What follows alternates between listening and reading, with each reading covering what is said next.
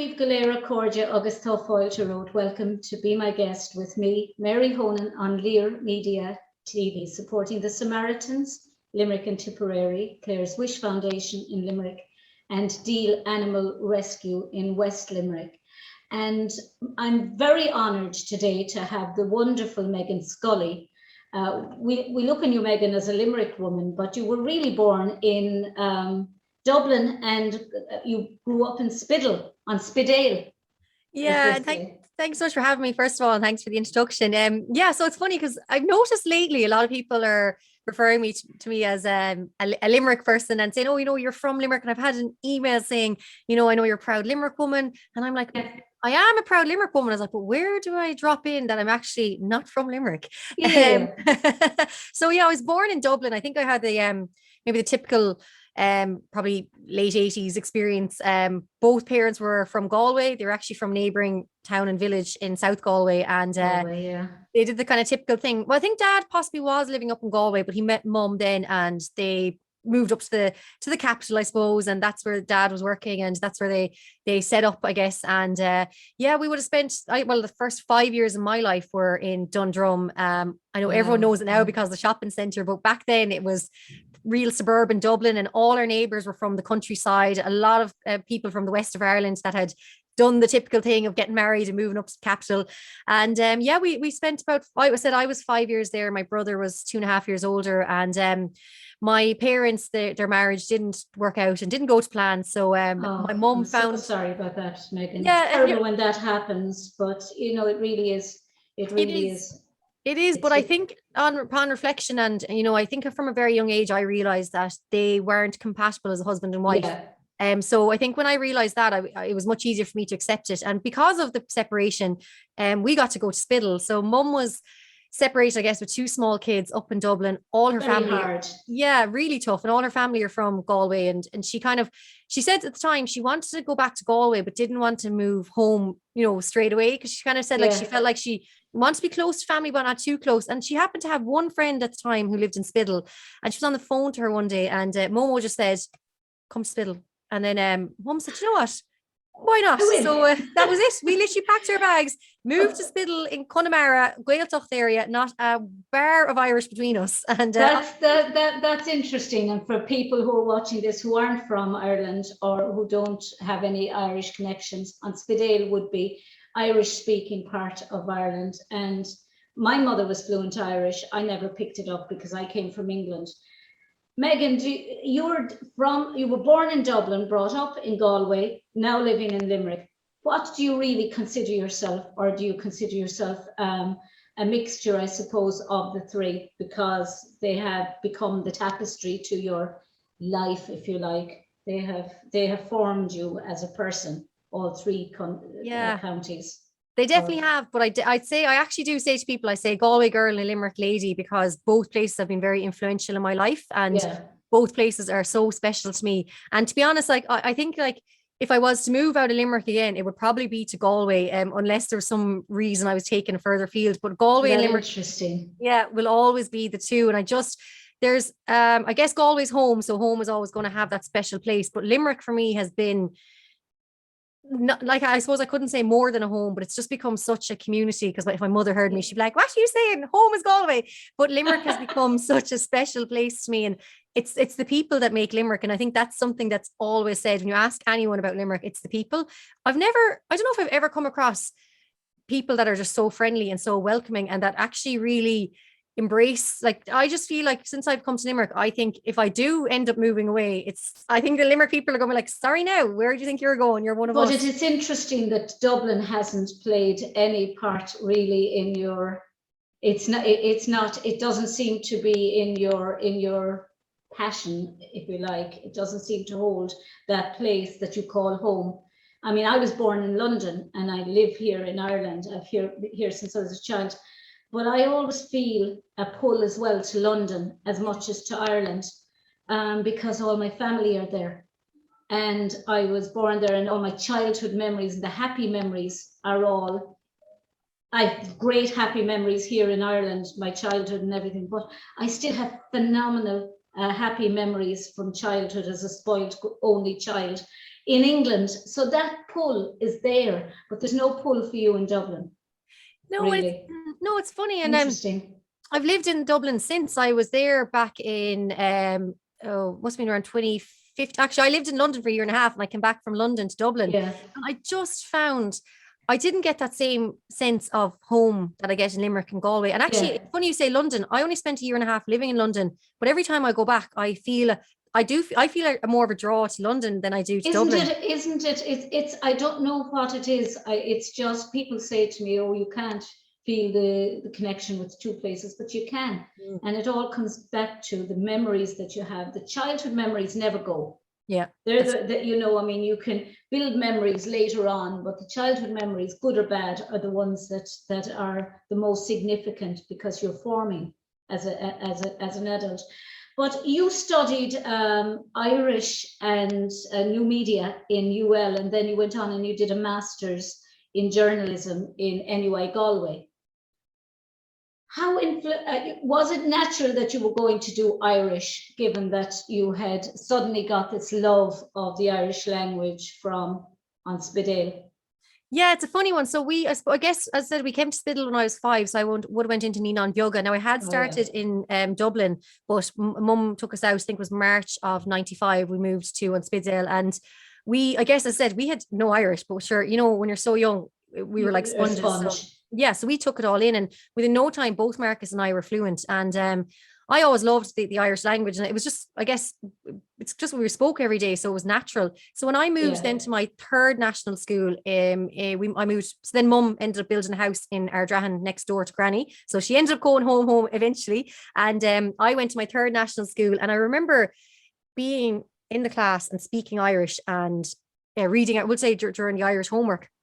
And I remember my classmates saying to me, why do you speak Irish like that? Well, you sound weird when you speak Irish, because I had the gloss and I was like the real Collins as well. So because I was a new girl, I almost felt embarrassed. So I was saying, this is my third national school. I wanted to fit in. So I kind of actually dumbed down my Irish because I felt that I'd blend in better with my classmates. But it's funny, isn't it? Yeah, because I was just I didn't want them to think that I was some kind of outsider. And then I remember our principal at the time, he was amazing, and he always encouraged my Irish. So, and he was always one to kind of bring it on. And then when I went to secondary school, I went to Seamount in Kinvara, and like that, I must have been reading out an Irish passage. And the teacher said, she looked up and she said, where are you from? And I was like, Ardrahan. And she goes, that's not that Irish is from, where's that Irish from? And I said, oh, I lived in Spidale for 5 years. And she was like, okay, interesting. And then she really, have to say, made sure that I was, like she said to me, really. And she was like saying to me, she's like, you should be top of the class in Irish all the time. And I remember one time we all did this Gramadach quiz, and I have to say, Gramadach in Merla and in Gaeilge, I'm useless at. That was never my strong point. And I remember everyone failed it because it was just I think it was the Mo Cnealach agus Colour of the Marshin. So everyone was like, couldn't get the head nor tail of it.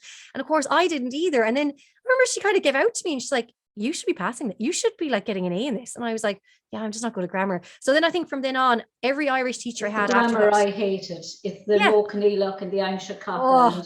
And I had all nuns. I don't know if you had, Meghann, but the nuns I had for Irish, one of them, bless her, she used to go outside the door crying because she couldn't cope with the class. Just couldn't cope with the class. Yeah. She just wasn't set up for teaching. And I have visions of her outside the class and me going out trying to console her.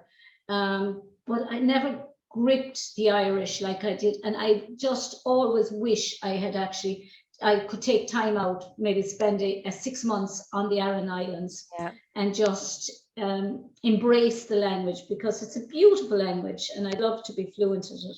It's absolutely stunning. And I think, and after that, from being in school, and then I think when I realized Irish was my strongest subject, I then wanted to impress my teachers, because I was like, well, I better show them. And it actually was a teacher I had then. So I went to 2 secondary schools, and my second secondary school, the teacher happened to have a friend who worked out in TG Cahir. So when we were in fifth year. Geez, Meghann, you did the rounds with schools, 3 primary and 2 secondary. And 2 universities. I know. I was like, and I promise I never got kicked out of one. I wasn't a bold kid. I was like, we just moved a lot. But I love change. I think that's why I adapt so well when I move, because I've been doing it all my life. But when I remember that day, our teacher brought us all to TG as an Irish day trip. And sure, as soon as I stepped inside those studios in Ballynahown, I was like, I just felt at home. And I remember then my teacher knew that I wanted to work in media, and she knew that I obviously loved Irish. So she set me up with her friend then to go out and do some work shadowing a few days. So when we were having like holidays or midterms, I was heading out to TG Cahir to work shadow. And I just knew when I was there that I just loved it so much. And then I was like, right, I want to work in media. I want to continue with my Irish. But I also wanted to go to the University of Limerick from a very young age, because I have two aunts.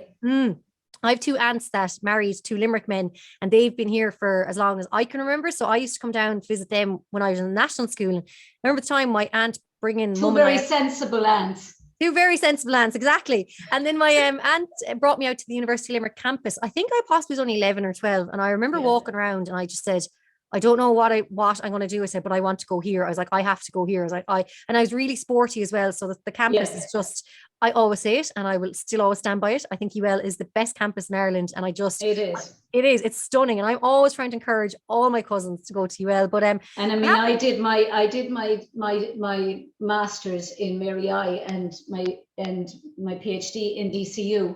And I still would say that Mary and UL are very different, and for different reasons. I love them both. Yeah, they are.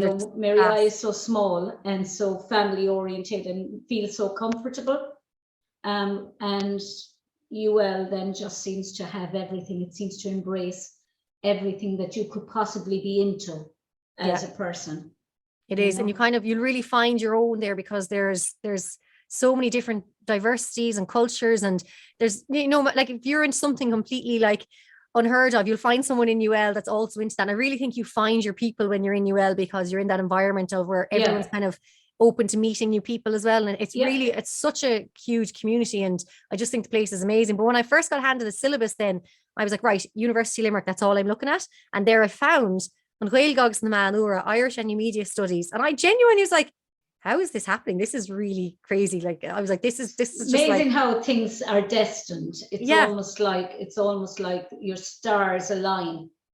And I think I've always kind of had that outlook in life. I think I've been probably from a very young age, I've probably manifested a lot of things in my life without maybe meaning to, or without kind of actually sitting down to manifest. I think I've done that because I always wanted to go to UL, always wanted to study Irish, always wanted to study media. And lo and behold, there it is. And, I just right in front of you. And I knew that, and I knew that was my destiny, and I knew that was my path. And I was like, that's it, I'm going to UL. And that's happened. That's how I ended up in UL studying Gaeilge.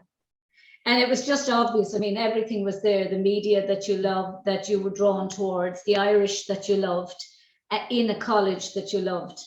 Yeah. How difficult was it settling into Limerick? Some people say Limerick people are very clannish. I don't find that.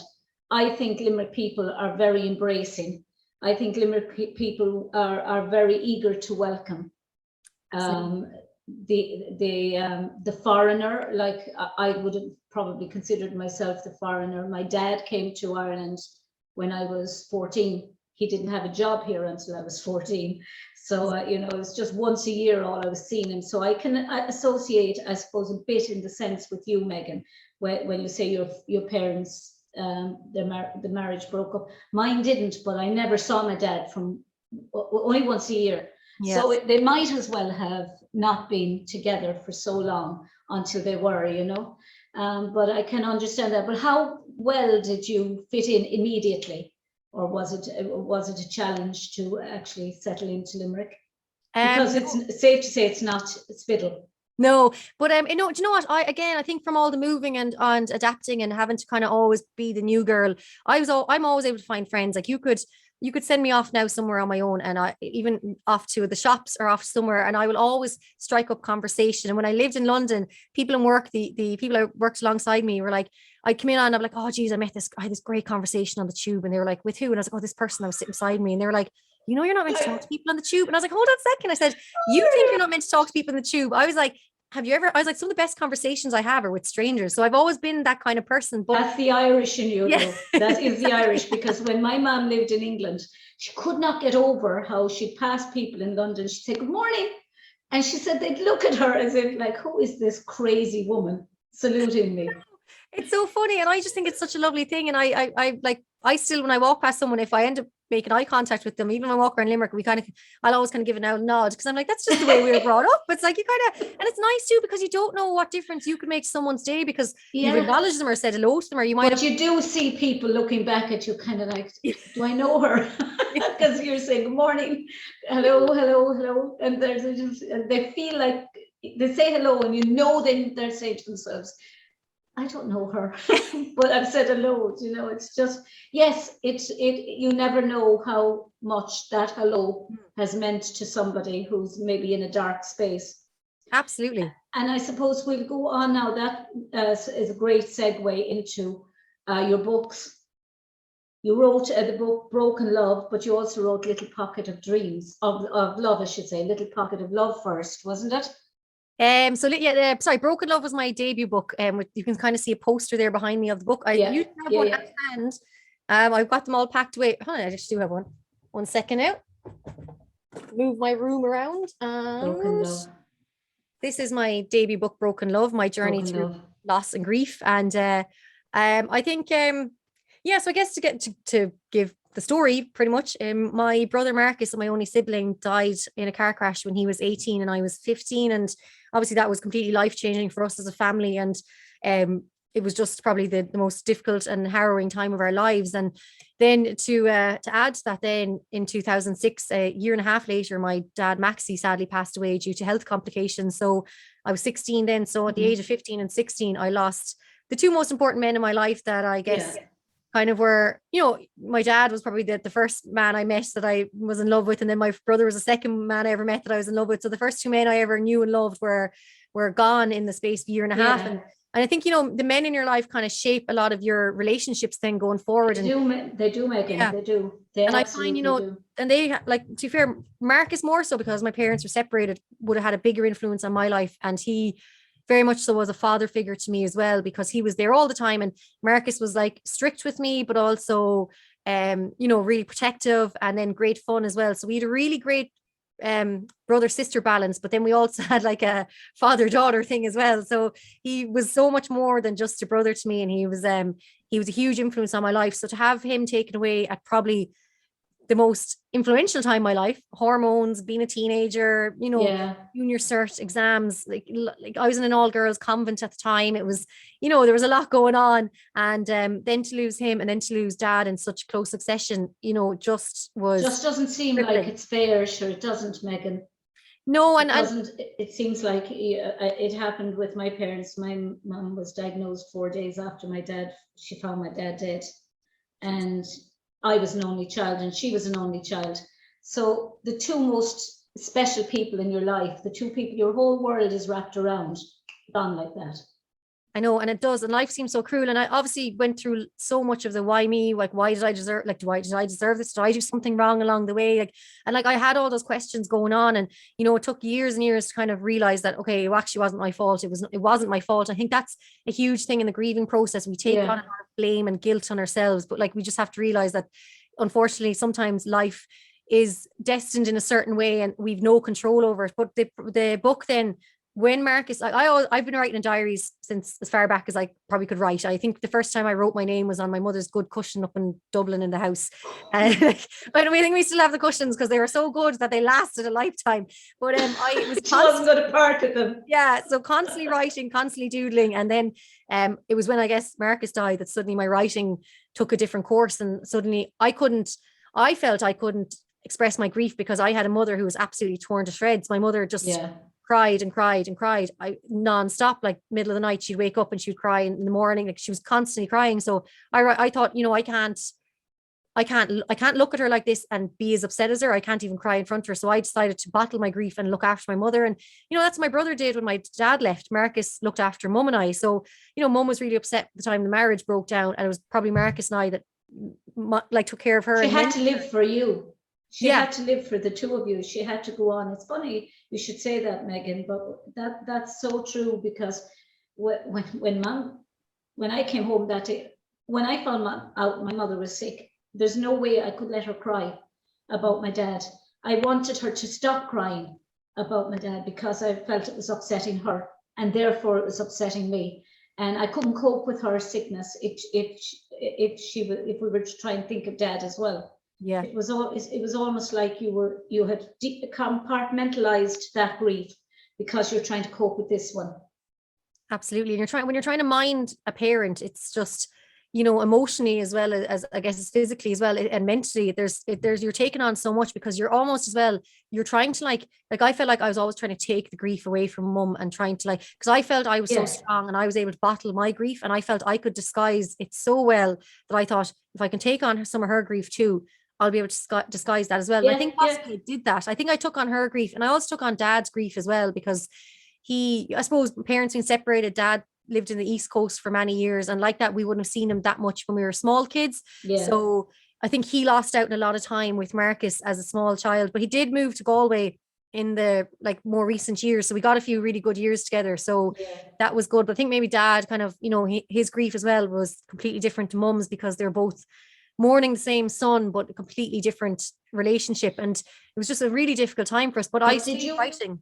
Did you find, Meghann, when you were grieving your dad's loss, the loss of your dad, say, on top of the loss of Marcus, that a lot of your grief with the dad was for what you had missed out on as much as what you what you had lost, that you had known, the times that you hadn't spent with him as a child was all blocked away, and then that came to the fore suddenly when you were grieving the loss of his life. Yeah, absolutely. I think especially in recent years, I kind of noticed that there was a lot of grief that was unresolved from maybe even my parents breaking up that I had to deal with. And definitely in the last couple of years, once I was able to kind of move on from the death of Marcus and the death of dad, I found that there was issues from my childhood, from the breakup, that were, and I guess maybe the having an dad maybe absent for a lot of my years definitely played a huge part in my journey in the past couple of years. So I literally spent the past year healing those wounds and learning to let go of what I didn't have and what I did have, but also learning then to appreciate the good times with dad. And now I'm able to kind of park everything, and I'm being able to move on, and now I can look back on all my memories with my father, and the ones my favorite memories are usually the kind of the most simplistic things we did together. So I often remember and reflect on those moments, and now I kind of just say, do you know what, I'm grateful that I even had those moments, because I'm sure something else could have happened in life in our earlier years that we might not have gotten those moments with dad, but I'm grateful that I did, because dad was meant to die when he was 21. He had a kidney transplant and he was given, I think, days to live. So the fact that we got him till he was 52, I think was amazing. And the fact that I got him till I was 16. So I am now grateful for those moments, and I've been able to let go of the 52 pain. Is no age. Sure, no. It isn't. My dad was 59. Yeah, the 50s are young now. That's age, young. No age. And you think, what have I done? What have I done? Why me? Why is that as such a small family, which you had, there was just your mum, dad, you and Marcus, then suddenly you're left on your own. Yeah, and I did you're an only child. Yeah, suddenly. And I felt so alone at times too, because when our parents broke up, Marcus and I always had each other. So when things were bad or tough, or things weren't nice at home, Marcus and I always had each other, and we always knew that. But then when he died, and then dad was gone, and mum was so upset. I felt so alone and so lonely, because I didn't have Marcus to share my grief with, because him I was grieving, and that was definitely a really difficult time trying to navigate through his loss, dad's loss, trying to mind my mother, trying to get through my exams, move schools, the hormones, everything that comes with it at that age. It was just a really, really difficult time. And it was, at times I was absolutely sinking, but nobody knew, because I just concealed my grief so well. And I constantly had a smile on my face, and, people, genuinely everyone thought I was totally fine, because I looked it and I acted it. And I did not let anyone see my pain for quite a number of years. At what stage, Meghann, did it all manifest for you that you needed to actually write this down, and how cathartic, I suppose, did you find the process of writing? I'm a writer, and I know the difficulty of that blank sheet of paper. God, I've faced it so many times, and there's nothing worse than it when you're looking at a sheet and you just don't know where to start. Where do I start? What was the process for you? It actually, the writing, see, I suppose I wrote at night time when I was in bed, when mum was asleep, and finally I could get some time on my own. And I actually found that was flooding the pages with words, because I was trying, I'd internalized so much of my pain and loss that the only way I could get it out was by writing. So writing for me was my savior. It's actually, I think, all I had for so many years. And I did fill pages, and I filled diary after diary after diary, and I was well able to write. Now, I kept them all hidden, and it was just the most amazing process. And then when it came to publishing the book, I realized I gave myself quite a lot of years, because I needed to kind of be on the like pretty much healed from my grief before I could share my story. And when it came to putting the book together, it actually was a case of going back through all my old diaries from since I was 15 years old. And that actually in itself, going back, reading all the pages and seeing how sad and how lonely and how much pain I was in, was a huge moment for me, because then I was able to look at myself when I was writing the book saying, oh my God, look how far you've come. You've done it. You made it. Because back in 2011, when I graduated from UL and went to do my master's in journalism in NUI Galway, that was probably the most difficult, challenging and saddest and awful year of my life. I say awful, but actually probably the most enlightening year, because that's when I had to suddenly transform. And that's when I realized I really had to grieve, because I buried so much of my grief. So that for me was a huge learning curve. And then I was able to go, and it was actually a couple of years after that then that I decided to write the book. So I remember lying on the floor in my student accommodation in Galway, and I was thinking, probably never going to make it in the media world. I was in such a bad way mentally that I just thought I'm going to have to, I actually did move home, and I was like, that's going to be me now for the rest of my life. I'm going to have to live at home with my mother. I'm probably going to have to be on medication for the rest of my life. I'm probably never going to enjoy the life that I had. And I remember thinking, actually kind of like accepting that. I remember thinking, okay, well, that's it now. You might as well throw away the master's. You're not going to pass it now. But it's when that time then when my mother came into me and she said, look, you're grieving. We need to do something about this. And that's when I took the first step to getting help, because, and it's also probably the first time that I realized I was grieving. I thought I'd lost my mind, because things were just so chaotic in my head. It is. Yeah, everything was just so awful. And I couldn't actually see straight to realize that it was the grief that was causing all that pain. But then when I did, and I started to like slowly go through it, I was able to pass my master's. I was able to graduate, and I was able to get on with my career eventually. Like it took my career path maybe took a little bit slow, like a little bit longer, and was a bit slower than other people who work in my industry. But, I was also battling years of grief that I had to go through before I could become the I guess the broadcaster and author I am today. So like when I was writing the actual book, Broken Love, have it upside down. When I was writing Broken Love, I as I said, I was going through those diaries, and I actually kind of sat back and was like, oh my God, you've actually come through. And like, if you told me back in 2011 when I was on that floor that I was going to be where I am today, I probably would have been like, absolutely not. There's no way that this girl is ever going to come of anything, because I genuinely felt completely defeated. But I think that's what the whole point of the book was, to show people that you can actually get through it, no matter how dark the days are, that you can actually get to the other side. And in fact, you can probably go on to live an even better and more fulfilling life. And that's kind of the message that I still try to portray today. Yeah, sometimes it's almost like, I suppose, a kick in the backside to remind you that life is it's just hanging on a little thread. Absolutely. And like that, it can be gone. And the world that you know, and the only world you know, and the one that you're most happy in and contented in, and have, in my case, having everything done for you. I mean, I didn't have to do a thing. I came home from work, my costumes for Bunratty were hanging up, ready, my dinner was on the table, my breakfast was on the table every morning. I was really mollycoddled. And then you end up having to do everything on your own for the first time, and you have no yardstick to remind you, or guide you, and you stumble in and you make so many mistakes, and you start to feel angry with yourself for making mistakes. But when you look back on it, those mistakes formed the person you are today. And I'm sure you made plenty of mistakes, Meghann, along the way, or you look back and said, why did I do that, or why did I say this, or why didn't I do this?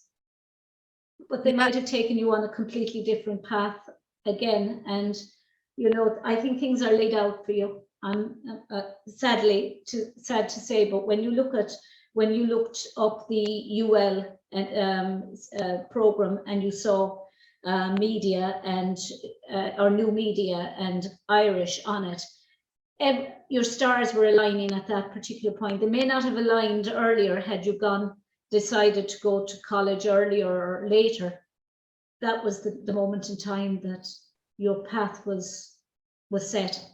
And I think as well, that's what it's been very important to me with my journey through losing Marcus and Dad, was that as painful as a lesson that was, that also was probably that was the life that was laid out for Mum and I. And I think accepting that was actually a huge moment, and realizing that Marcus was only meant to be here for 18 years. And that was his life. And Dad was only meant to be here for 52 years. Like Dad probably shouldn't have even gotten that many years, but he did. And I think, it was being able to accept that not everyone's life is as long as we would love it to be. And I had to learn to let go of Marcus and let go of Dad. And I think we're talking about writing there, and I think I always encourage everyone that's suffering. A lot of people message me quite a bit on my social media channels asking for advice and asking for help, and I always say to them, like, I'm obviously not a trained therapist or psychologist, and I always make sure that people know that, because I'm just a girl sharing her experience. But I think people, as I said, get kind of hope from me because they see how I'm getting on in my life. And I always say to them, get the pen and paper out. And they're like, I don't know what to write. I was like, you don't have to plan it. I said, just sit there and just see what comes out, because you might be surprised what will spill out onto the pen and paper. And it's the year later, or 2 years later, or 3 years later, when you read back over those old diaries, that's when you realize how far you've come, because we're very quick to punish ourselves and to kind of, put ourselves down. And I was so bad for not giving myself a break and giving myself a bit of a breather. And, in the past year, especially, I probably had one of the most transformational years of my life, because last year, Dad's anniversary, I was a complete shell. And I, at this stage, I'd like brought out my first book, was writing my second book. I've been publishing things and like different books, and my career was, going from strength to strength. But I was absolutely floored last year. And I remember thinking at Dad's anniversary, like, why am I still so emotional? I was like, it's years later, and I've dealt with all the grief, and I've gone to the counseling, and I've gone to the healers, and I've done all the work. But then that for me was kind of like a red flag to say something's still not right. So you need to stay digging. And I did. And I got myself a life coach. I went back to counseling. I went to some alternative healers as well. And I realized that's interesting. How important do you think counselors are? I personally only went to one, and I walked out after about 5 minutes, but it took me a year to go, and my boss was in work when I was in work saying to me, oh, you need to go and see somebody, because I wasn't coming outside the door. Yeah. And it was pretty bad, 11 months, and I hadn't gone outside the door. And they were putting in these little notes in the door and little pieces of paper with people's names on them from Milford Hospice and everything. And eventually I went, and it just wasn't for me at that, or she wasn't for me. But I hear so much positivity about the importance of going to a grief counsellor and having somebody to speak to. How important was it for you? It has been really important. And it's like, I remember talking to someone recently about this, but my mother sent us to child psychologists after our parents broke up. So I think maybe I've always kind of grown up in an environment where we were encouraged to speak to someone. And then Mum brought me to counsellors after Marcus died. But to be honest, I think you have to need to and want to go yourself. Want to go, yeah. It's like people can bring you and walk you through the door and send you numbers and do everything for you, but until you're ready yourself. And for me, it was, I found out that I went to quite a lot over the years, and some of them I was like, can I just walk out of this room? I don't feel a connection. But what I did realize was that anytime I went to a male counsellor, it was huge for me, because I had lost Marcus and Dad. So for me to be speaking to a man that was probably relatively close to my father's age, I was able to kind of have that connection of missing the men in my life. And for me, that was huge.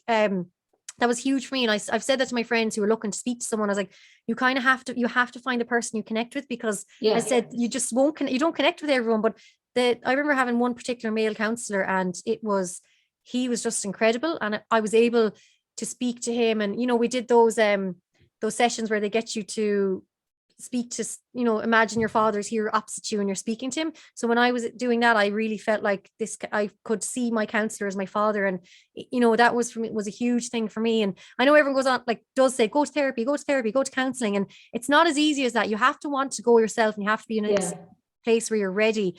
But that's the same when people message me on social media, and I kind of say writing can be a huge starting point, because as I said, you can get stuff on pen and paper, and then you also have a record of what's Do you in your head. encourage people to keep diaries?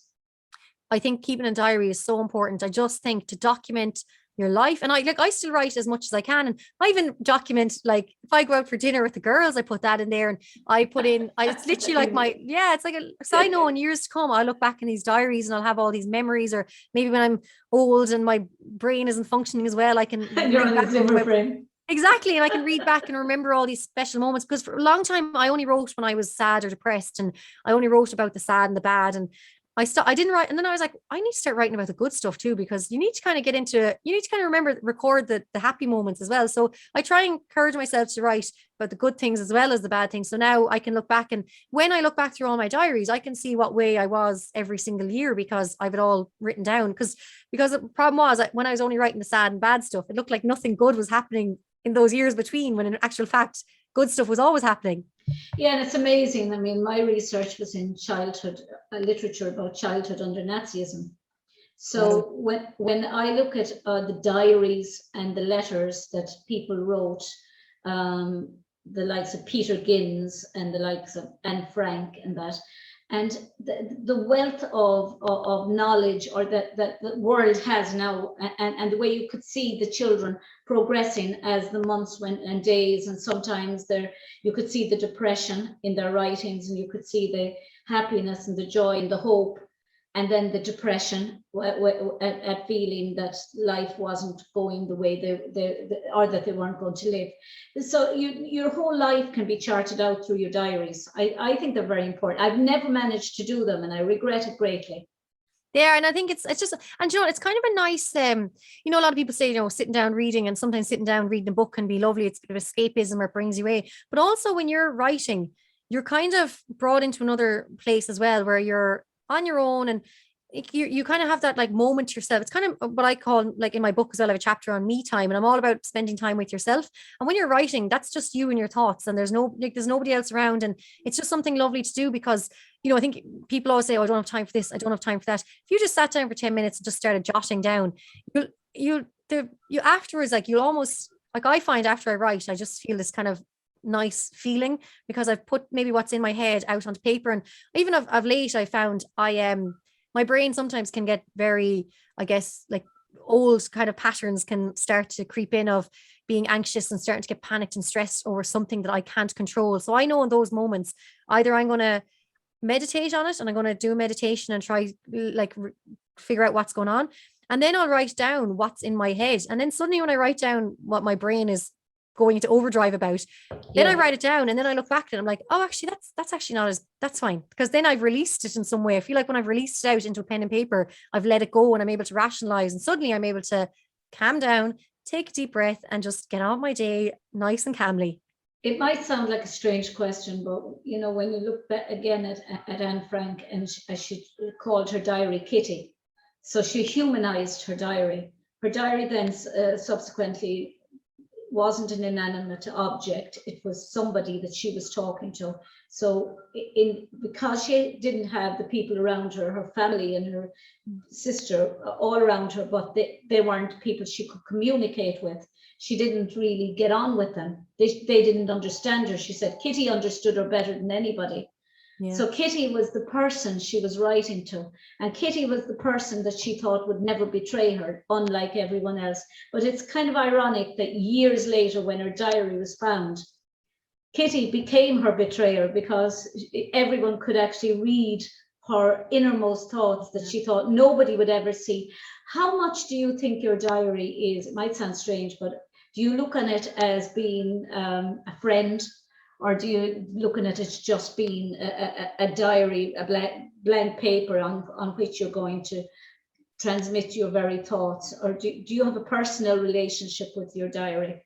Does that sound weird? Yeah, no, that's really an unusual question. I think I've never really thought about it. But now that you asked me that, I guess my diary is always right beside my bed. Or if I'm going for a weekend away, or if I'm going, actually, I went on holidays a couple of weeks ago, brought my diary with me. And I just find when I am with my diary, I guess I am at one when maybe, I think my diary is me. So, and you're right, you are sharing your innermost, I guess, thoughts and things that like you don't want anyone to know. And I think though if someone was to read my diary, they'd struggle to understand my writing, because I do write very fast and I don't write very clearly. But I think maybe in a way that if someone was to find it and pick it up, they probably would struggle to read it. So that's maybe without realizing I've done that. But yeah, it's I think my diary is me. I haven't given it a name. I often well, just refer to it as my Deel, for obviously the Irish for diary. But I don't see it as my friend, or I don't see it as, but I do see it as maybe me. It's a piece of me that I have. And as said, mentioned there, like when you're sitting down writing, it's just, I feel like I'm brought to this. I don't know. I feel like I'm in this kind of bubble, or I'm brought to this like special place. The way reading a book can bring you to somewhere. My writing is my alone time, where it's just my diary and I love it. But it's when you look at I suppose the diary of Peter Gibbs, when you said you wrote your writing so complicated for people to read, he created a cryptograph, so only he understood. And there's parts of his diary that his sister Chaya Pressburger can't determine what he was writing, because it was all in cryptography that he invented. He was only 13. And he was a journalist as well. He was going around Theresienstadt camp interviewing people and drawing, and one of his paintings was brought to the moon on the ill-fated space shuttle Columbia that crashed coming back into Earth. But you know, he was a very creative person, but he invented, as I say, his own cryptography that he could write away and happily read back, and nobody knew what it was writing until he was ready to translate it into English for people to write. So it might be interesting for you to actually start creating your own form of cryptography. Yeah, that could be my next venture. And I think as well, that's why, and like, I know, because, you know, some people say, would you not just type it into your computer? And I'm like, no, because that's technology. Like anyone can probably pick up your computer, and no one's computers are locked. You know, it's very easy to get into people's computers and phones. And I just think it's not as physical either. It's not a physical relationship. It's not personal. There's not the personal between the hand and the paper. That's the magic of writing, I think. It's, and as I said, when people are saying, where do I start? I was like, you don't have to start. It's not like your homework. I was like, sometimes you just sit down with pen and paper, and like sometimes I'm sitting here and I'm like, I feel like I need to write, don't know what I want to write. So I literally just open up the diary and then just start. And I always date it. I think that's just from school. I always date the day, and then I just go. And sometimes I might write a paragraph, sometimes I might write a page, sometimes I might write 5 pages. I just go with it. And if I feel like I need to get more out, I'll get more out. Now, some of it probably isn't going to win any sort of prizes for, you know, anything original. Some of it's probably pure just mush that's in my head, but just sometimes getting it out really is like, it sometimes probably is as powerful as having a good sit down with a friend, or a good session with someone professional. Like, cause you know, sometimes you went without, like, you're in a way, I guess, you know, sometimes verbalizing things can be quite difficult. And I found writing has always been so much easier a way for me to communicate. And Frank found that too. She said she found it easier to write than to talk to, because people misunderstood her. But it's interesting. I interviewed a woman called Dr. Inga Auerbacher, and I was sending her, and she said, I don't type. I don't do anything electronic. Wow. So she said, what you've got to do is send me the questions. So I sent her the questions to America. She wrote out all the questions again, and then wrote all the answers. And she wrote her book by hand, the 4 letters to the witness of my childhood. And everything was by hand. And she used to send me these lovely little letters with love hearts on them, and envelopes with a secret envelope only open when you're happy, or when you need someone to talk to. And everything was personalized. And she said that there's a magic between the seat of the heart and the soul that only happens when you write, because you can leave these margins on the side, and people can see years later all the mistakes where you crossed out and what you had initially thought, and you cross it out, and then you maybe change the word to something else, but they can see the original thought that was crossed out and changed, and they can see the progress of the writer that they can't when it's typewritten, because on a computer you can delete what you don't want, and you can put in and you only see the final product. But with the handwritten word, you see the process of a writer like you, Meghann. If people see your writing, your handwritten notes, they'll see exactly what Meghann Scully was thinking, and you might have crossed it out and put in something else instead of it. But there's much more of a process, she felt, and much more of a human aspect to writing rather than to typing. She's 84. But, it's so personal as well. It's and I think it's something beautiful that we can all do. And if you can take time at all to just write a few lines and just see where it takes you, because you don't know. You could, like, sometimes things come out of my pen that I didn't even realize that were bothering me, and suddenly I'm like, okay, so that's clearly something that's on my mind. Well, then that's something I need to work through. And why am I feeling like this, or why does that bother me now? And it's like, I personally love studying humans and even my own mind. I've kind of almost been a case study for myself the past, well, couple of years, but definitely the last year, as I say, when I went through the most, I guess, transformative year, I was examining like a lot of things, going, why am I thinking like that? What's making me do this? How can I, solve this? And it's great now. And I feel like I've gotten such a great grasp of myself and the human mind. And I think definitely in years to come, I will probably go down some sort of psychology route. I'm not saying that I'll become a therapist, but I definitely want to pursue or study that more in depth over the years, because it's something that just fascinates me. Next year. I tried to sign up this year, but I just missed the deadline by a week. So I'm going to do counseling and psychotherapy. I just think it's just so fascinating. I think it's, there's so many things going on in our brains that we probably, a lot of us mightn't even ever get as far as, and I just think it's to be like, I just find humans so incredible, and I just love learning, and I feel like I'll always be learning. I just love learning, and I love kind of, I guess, growth as well. But see, people think that when you go to a counsellor and that you've got to talk, or that the counsellor has to answer you back, or to give you the advice or give you the answers. But most of the time, people just want someone to listen to them. That's it. They don't want anyone to even answer them. They would be quite happy if the person just fell asleep even inside, just that they had something like you have your diary to outpour all your feelings to.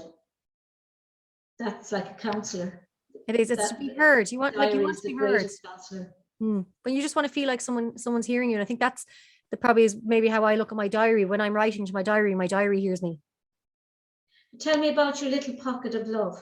I have that here too. So I wanted to bring out I like that little book. I think it's sweet. It's tiny. So just to give an idea of size. Both of them are beautifully done. It's like, the whole idea with this was I brought Broken Love all over, everywhere I went with me. It was always in my handbag, because I like to take photos of it, maybe with iconic landmarks. Like, it's been beside Big Ben, it's been beside the London Eye. A friend got a picture in Sydney. It's been like and I encourage people abroad, if they have it, I was like, can you take a photo of it with, even if it's a sign? Just for me, it's special for me to see it. But one thing I found was Broken Love just didn't fit into. It's metaphorical as well, for that. Exactly. Love and that peace and tranquility is spreading the globe. Exactly. And grief is universal. So I wanted to bring out a second book, and my publisher at the time was saying, it's good to bring a book out kind of as soon as possible. So I was like, look, I'll let Broken Love do its thing. So then it was on literally New Year's Day, 2020, 2021, just gone. I brought this book out. I've been working on it for quite a while, but this one was a bit slower to do, because I wasn't really sure. I didn't want to write a follow-up to Broken Love, because it's too young to be doing that. But I wanted something that would speak to everyone, because Broken Love, you'll read Broken Love when you need to read Broken Love, because it's the kind of book everyone's going to grieve at different times in their lives. People are grieving at the moment that have the book and kind of can't like physically open it up yet. And I was like, don't worry, the book is going nowhere. It'll be there for you in 10, 20, 30, whatever amount of years. When you're ready, it'll be there. But and it kind of didn't resonate with everyone, because not everyone has, maybe there's people I know that haven't actually dealt with loss at all yet. Yeah. So, and that's kind of the way the book is. So I want to bring out a book that would help everyone in different areas of life, be it anxiety or anything to do with mental health, be it with family, relationships, separation, divorce, so many different things that are going in our lives. But I also want to put in chapters about happiness and gratitude, and a book that you can just pick up and literally open up a page and just read. You'll see there's quotes inside. Where can I get those books? They're all online, and bookhubpublishing.com. That's the only place there at the moment. Book Hub. publishing.com. So, you know, and they're both doing really well. And like, I've got people telling me that they have little pocket of love beside their desk or beside their bed, and they just might either morning or even just read one page and then put the book away. And that's the whole point of it. They're there for you whenever you need them, whenever you want them. You don't have to read them. They're not time sensitive. They're, as I said, grief is universal. Grief is going to affect us all at different stages. And, you know, it's always and it mightn't be the conventional form of grieving for somebody who has died. It could be grieving for the loss of a relationship or grieving for the loss of a pet. Yeah, which is, you know, very understated, the amount of grief one can actually go through when losing a pet. Sometimes people will actually say that it's, you know, they miss their dog more. I'm trying to think of his name. He's with Aslan, the singer with Christy Dignam. He said actually he missed his dog more than he missed his dad, and it wasn't that he didn't love his dad. He adored his dad. But he said the grief he experienced when he lost his dog was like no other grief, he said, he had ever experienced in his life.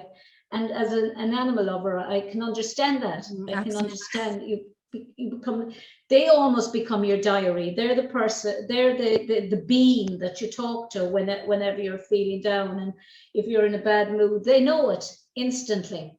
Yeah, I feel like my dog, and any pets I've had over the years, like I always feel like your pet is a part of you. They are literally, they are a part of you, and they actually know you better than you know yourself. Like I know when I'm at home, my dog and my cat actually as well, I have to say the cat's the same. They can completely read my mood, and they know, like my cat knows if I'm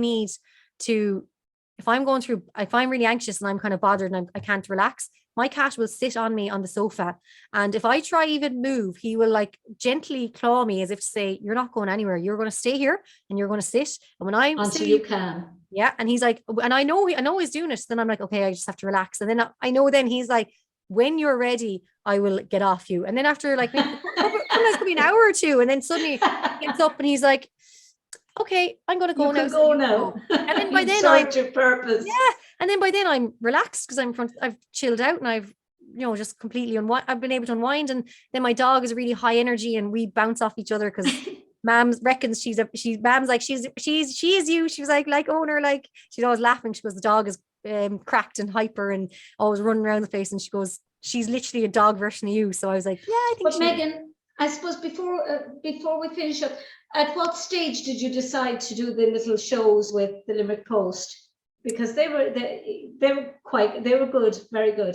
Yeah, so I joined the Limerick Post just over 2 years ago now, and the whole idea was to kind of build the digital side of things because digital is obviously the way things are going now. Like we're here on Zoom, and so the Limerick Post show was born then, and it was kind of, I used to basically just go around Limerick interviewing people all around the place, and I went to so many events and I got to meet and know so many more people, and it was absolutely incredible. And then of course the pandemic hit and suddenly we had to move everything online, and now it's all been online, and it's been so difficult. But do you know what? The funny thing about it is I got to interview people then that weren't even in Limerick, that were that's what I find. It opens the world to you. Yeah.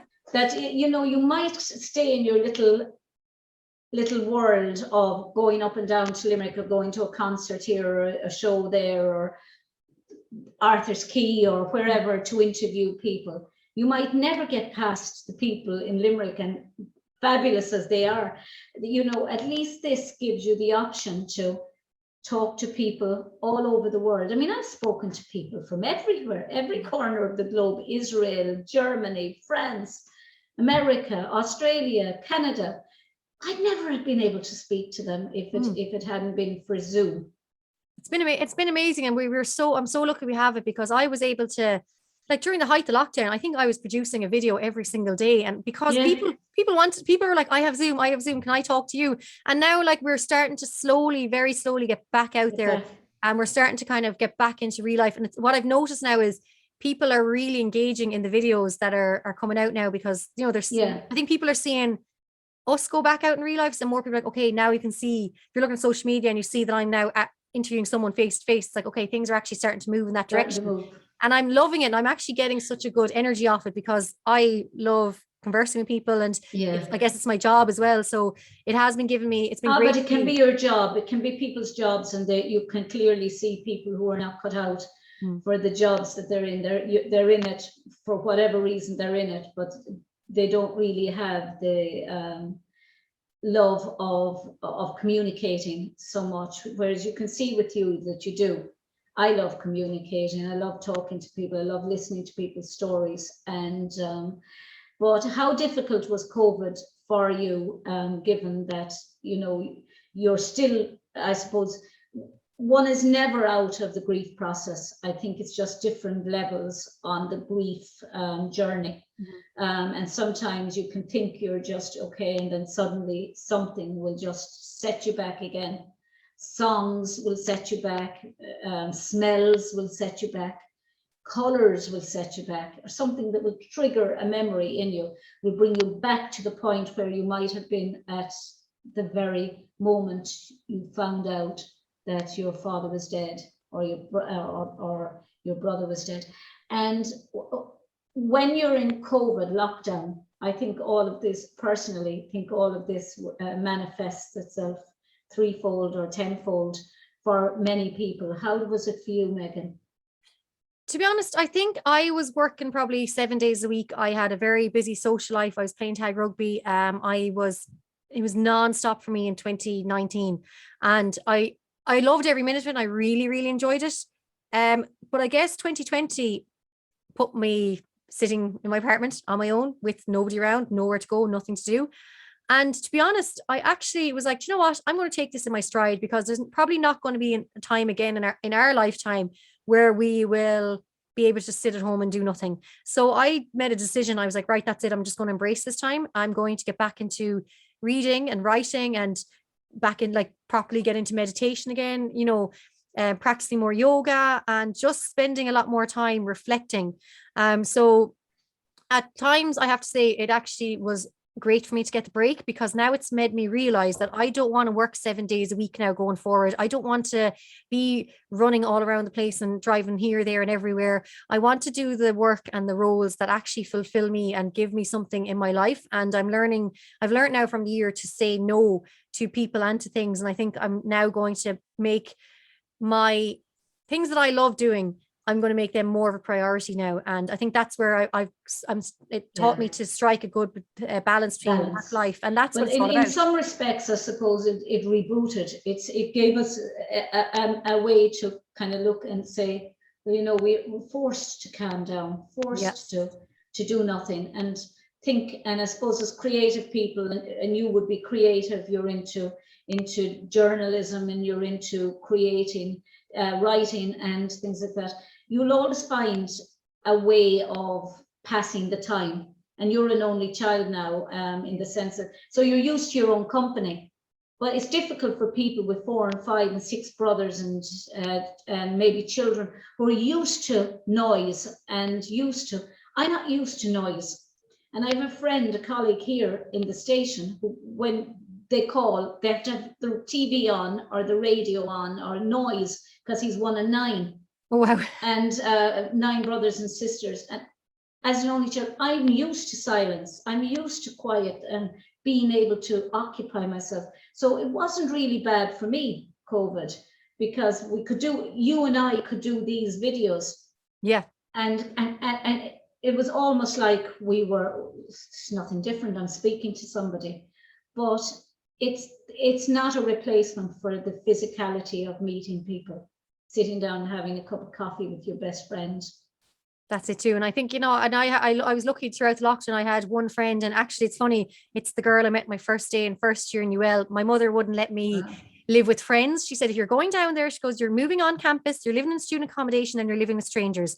So I was like, okay, fine. And the first girl I met when I walked in the door was Anya, and we've both ended up back in Limerick again after all those years. And it's just been fascinating, because we would have been obviously housemates in first year. We would have drifted then after that, because we would have moved into different housing estates with different friends. And then we have now come full circle, and we're both back living in Limerick, and we were each other's bubble for lockdown, because at the time we were both alone, because my housemates moved home for all of lockdown. And, you know, we were both then pretty much living alone. So we spent a lot of our time together, and it was amazing, because it meant we had each other to go for walks with, or we did a lot of takeaway coffees, we did a lot of takeaways, and then we also then had our own space to go home to, so we weren't trying to work around each other. We actually were, our apartments were like, we had our apartments, but then we could spend time together and then also spend time apart. So without each other, I think we would have, I think I definitely would have struggled. And, you know, I found having someone to, like, as you said, the physicality is so important. And I think that's, So